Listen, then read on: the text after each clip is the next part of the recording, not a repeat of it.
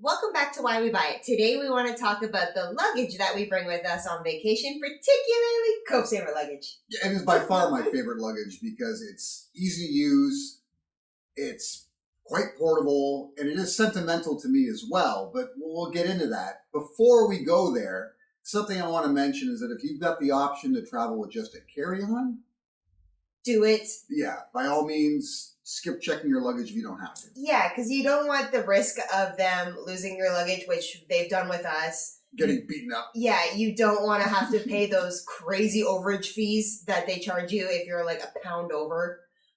So yeah, if you guys can go with like just a carry-on, do it. Yeah, 100%, right? Because, for instance, we're in the market for new luggage right now. Yeah. And the piece of luggage we're going to show you in a bit is a different style of luggage, but it's the style of luggage I would suggest for most people.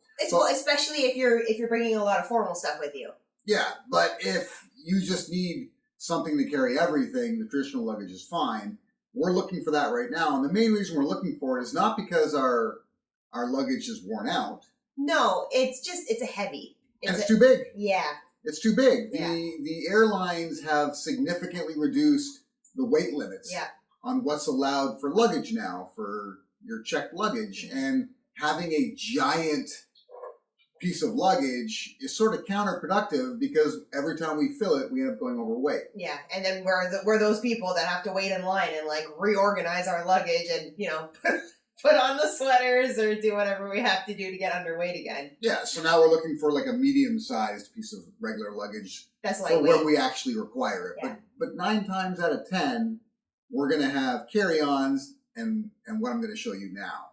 So this is a suit bag from like the early 80s. This is my father's suit bag, actually. He bought it from a menswear store where he bought his suits, and they sold these as accessories to like businessmen that traveled. And my dad didn't necessarily need to travel for business much, but my family's always been big into travel, so he was a suit guy. He loved his suits. He was always very, well dressed. Yeah. So having a very smooth suit to slide into when he got to wherever he's going was perfect for him. And that's one of the advantages of having. They're called garment bags now. The idea of calling it a suit bag is a little too masculine for most people, so now they've changed it. You're going to see them advertised everywhere as garment bags because, really anybody can use them. Yeah. But they were originally called suit bags, and this one was actually sold as a suit bag. And something I'm going to say right away is that if you can find an old garment bag that's leather from like the 70s, 80s, or 90s or whatever, buy it. Buy it, right? Because this bag is from like the early 80s. It's been used excessively, and it's mint. But there isn't a loose seam. There isn't a stitch. No, because it was built back in the day when things were made properly. Right? Things were made to last. It zips completely closed, as you'll see, and it's just convenient because when you travel as much as we do, and sometimes you find yourselves in cramped quarters, whether that be on a bus, a train, what have you, having a big piece of luggage can be super awkward. Yeah. Like if you've got to get onto a subway system somewhere and it's packed, and you have a huge piece of luggage, good luck. But if you have a garment bag that zips up into like basically a large briefcase, you're able to kind of work your way through the crowds and get to where you're going so much easier. Okay, let me tell you too. I've stuffed this garment bag full of like everything, and we have not even come close to being overweight either. So it being a leather bag, which you would assume, it is heavy for like a garment bag. But I've never even come close to being overweight. Yeah, because of the size of it and because of how you fill it. You're never going to overfill it, right? Unless you're just packing lead in there for whatever reason. But generally speaking, if you're just bringing your clothes and, your toiletries and things like that, you're not going to go overweight with a garment bag. So that's an advantage as well. And whenever you get to where you're going, you have this simple little hook that allows you to immediately hang it into the closet without having to unpack it. Yeah. Right? So you're not going through that whole pack-unpack situation. Everything's just there. Yeah. So much better, so convenient, so easy to use, and it just makes getting from A to B that much easier. Yeah. What I really want you to take away from this is that most people, when they think luggage, they immediately think traditional luggage. Yes. And most traditional luggage is sold in those kind of like 3-piece sets where you have your carry-on, your medium-sized luggage, and your huge luggage. Yeah. The huge luggage is, to me, a thing of the past now. It's almost useless because of the weight restrictions on most airlines. The medium luggage makes sense, but then the small luggage, in a lot of cases, doesn't even meet the carry-on parameters anymore.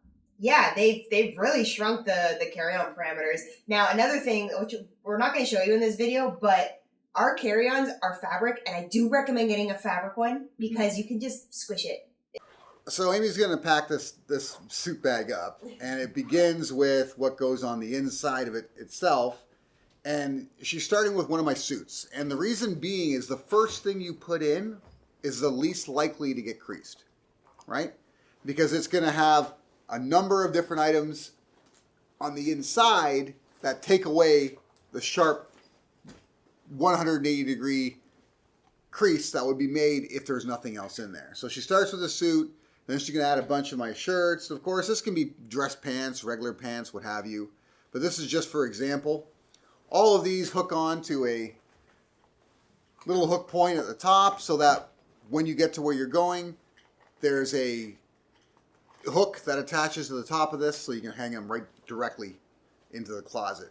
So all these items go in, and then she just zips it up. So the last item you want to put in is something else to take off some of the pressure from the items that are closest to the bottom of here. So what you do there is you just take one of your jackets you're bringing with you, wrap it around, either put it on its own hanger or wrap it over, in this case, a dress shirt, and that will take off some of the additional pressure from that dress shirt and a couple of shirts behind it. So the chances of anything getting severely creased is minimal. Now, every garment bag's different. This one's got 4 convenient little pockets on the inside. Generally, yeah, it's for, things like, in this case, socks, and then like ties and underwear, belts. I usually do this a lot nicer. Yeah, we're just kind of rushing this. Normally, we would just kind of roll all the underwear up, right? But again, we're just showing you simply, like that all fits no problem. Now, each side has its own 2 big pockets. You've got one huge pocket that runs the entire side and a smaller pocket. Huge pocket's perfect for things like jeans, shorts, right? Sweaters, depending where you're going. So she's going to throw a bunch of stuff in there. Zip it down.